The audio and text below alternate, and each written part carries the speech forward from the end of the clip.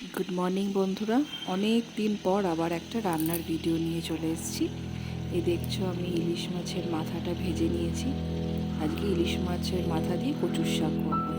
তার আগে মিক্সিতে একটু গোটা জিরে, আদা, কাঁচা লঙ্কা একটু পেস্ট করে নিয়েছিলাম। এবার ফোড়নে জিরে, শুকনো লঙ্কা, তেজপাতা দিলাম। দিয়ে নিয়ে আমি ওই বাটা মশলাটা এখানে দিয়ে দিলাম। দিয়ে এটা ভালো করে একটু কষিয়ে নিতে হবে। কষিয়ে নেওয়ার পর আমাদের যেরকম রোজকার মশলাগুলো আমরা দেব, যেমন হলুদ গুঁড়ো, জিরের গুঁড়ো, ধনের গুঁড়ো, একটু কাশ্মীরি মির্চ দিয়ে নিয়ে এটাকেও আমরা ভালোভাবে কষিয়ে নেব। কষানো হয়ে গেলে আমাদের যেটা সেদ্ধ করা কচুর শাকটা রয়েছে সেটা দিয়ে দেবো। দিয়ে ওটাকেও ভালো করে নাড়াচাড়া করে নিতে হবে। এর মধ্যে ভালো করে নাড়াচাড়া হয়ে গেলে পরে তারপর দিয়ে দেবো ইলিশ মাছের মাথাগুলোকে দিয়ে নিয়েও ভালো করে নাড়াচাড়া করে নিতে হবে, যাতে সব মশলাগুলো ওর মধ্যেও ঢুকে যায়।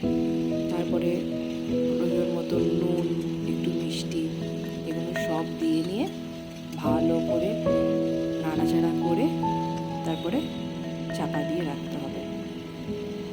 আজকে এটা ছাড়াও আরও অনেক রান্না করেছিলাম। এইটা আর একটা রান্না, সেটাও আমি দেখাবো এটার পরে। ওই দুটো রান্না একটু স্পেশাল, তাই ওই দুটোরই ভিডিও আমি করেছি। তাছাড়া ডাল হয়েছিল, ভাত হয়েছিল, আর উচ্ছে কুমড়ো ভাজাও হয়েছিল। দেখতেই পাচ্ছ চাপা টেপা দিয়ে নাড়া হয়ে গেছে, বেশ ভালো মজে গেছে সব কটা। মানে কচুর শাকের সাথে ইলিশ মাছের মাথাটা ভালোভাবে মিক্স হয়ে গেছে। এবারে এটা অলমোস্ট রেডি। তারপরে এটা দেখতে পাচ্ছ এখানে আলুটা আমরা ভাজছি, এটা নেক্সট রেসিপি। একটু কালো জিরে ফোড়ন দিয়ে এটার মধ্যে বাটা মশলাটা হলো আদা বাটা, রসুন বাটা, একটু পেঁয়াজ বাটা আর গোটা জিরে বাটা। এটাও দিয়ে দিলাম। আলুটা ভাজা হয়ে গেছিলো। তারপরে এর মধ্যে এরকম এভরিডে যেটা আমরা মশলা ইউজ করি সেটাই আমরা ইউজ করছি। জিরে গুঁড়ো, ধনে গুঁড়ো, কাশ্মীরি মির্চ দিয়ে নিয়ে এটাকে ভালো করে কষিয়ে নিতে হবে।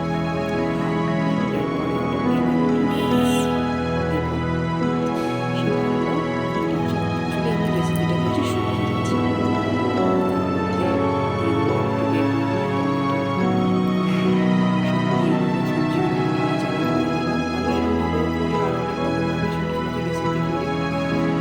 মানে আমার বলতে মোটামুটি সবাই বানিয়ে আমাদের সবাই খুব ভালোবাসে। শুকনো মাছের ডাল সেদ্ধ করে নিয়েছি, এবার দিয়ে দিলাম। এটা একদম বেশ ঝাল ঝাল পাতলা পাতলা করে করবো। কে কে শুটকি মাছ খেতে ভালোবাসো একটু কমেন্ট করো।